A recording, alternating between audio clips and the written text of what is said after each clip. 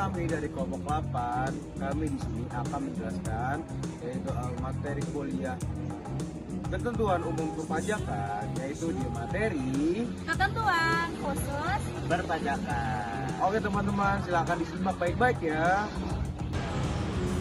Nah, selanjutnya ada ketentuan khusus. Ketentuan khusus merupakan aturan tambahan atau pengecualian yang diterapkan dalam kondisi tertentu agar pelaksanaan hak dan kewajiban dapat berjalan secara adil dan efektif. Selanjutnya, dalam menjalankan hak dan kewajiban, wajib pajak diwakili dalam hal yang pertama, badan oleh pengurus. Yang kedua, badan yang dinyatakan valid oleh operator. Yang ketiga adalah badan dalam pembubaran untuk melakukan pemberesan. Selanjutnya yang keempat, badan yang dinyatakan likuidasi oleh likuidator. Terus yang kelima, ahli waris, pelaksana wasiat atau pengurus harta peninggalan. Yang keenam adalah wali ataupun pengampu. Nah, selanjutnya ada tanggung jawab wakil pajak. Wakil pajak bertanggung jawab secara pribadi atau renteng atas pembayaran pajak, kecuali dalam hal berikut ini. So teman-teman, yang ketiga itu ada syarat wajib pajak. Orang atau badan bisa menunjuk seorang kuasa melalui surat kuasa khusus untuk menjalankan hak dan kewajiban sesuai dengan peraturan perundang-undangan perpajakan.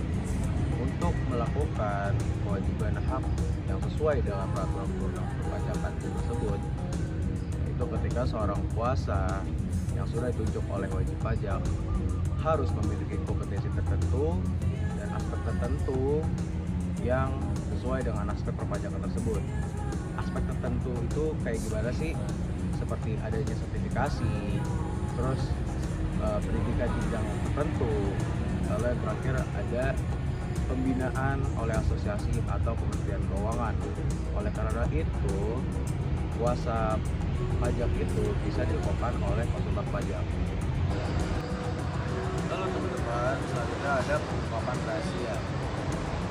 Pejabat atau tenaga ahli perpajakan dilarang mengungkapkan rahasia WP kepada pihak lain seperti SPT, laporan keuangan, dan dokumentasi data ataupun dokumen WP yang bersifat rahasia lainnya, kecuali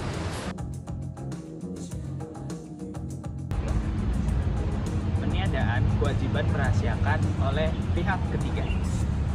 Jadi, saat ada pemeriksaan, penyidikan, penagihan pajak, Direktorat Wajib Pajak boleh meminta bukti oleh orang ketiga seperti bank, notaris, akuntan untuk memberikan pajak tersebut, dan pihak ketiga tersebut wajib memberikannya.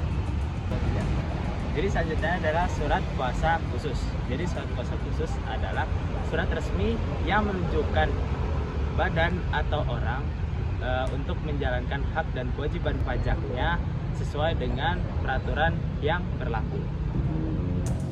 Aturan surat kuasa tidak bisa dialihkan.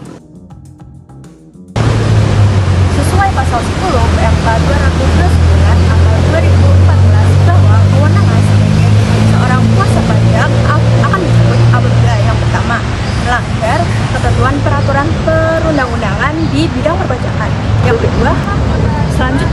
kedua menghalangi pelaksanaan ketentuan peraturan perundang-undangan. Yang ketiga, dipidana melakukan tindak pidana atas di bidang perpajakan atau di bidang lain. Selanjutnya ada ketentuan pembuatan surat kuasa.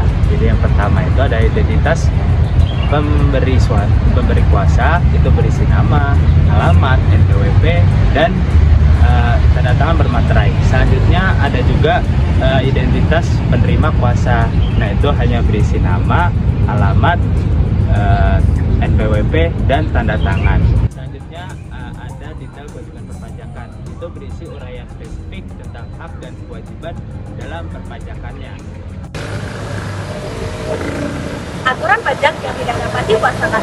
Yang pertama, pendaftaran NPWP dan pelaporan usaha menjadi otomatis.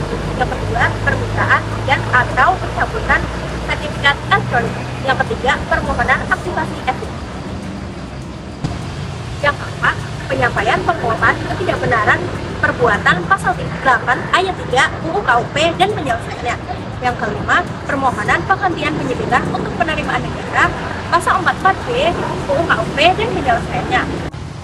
Yang keenam, pelaksanaan hak atau kewajiban peraturan perpajakan untuk lainnya secara peraturan tidak dapat dikuasakan.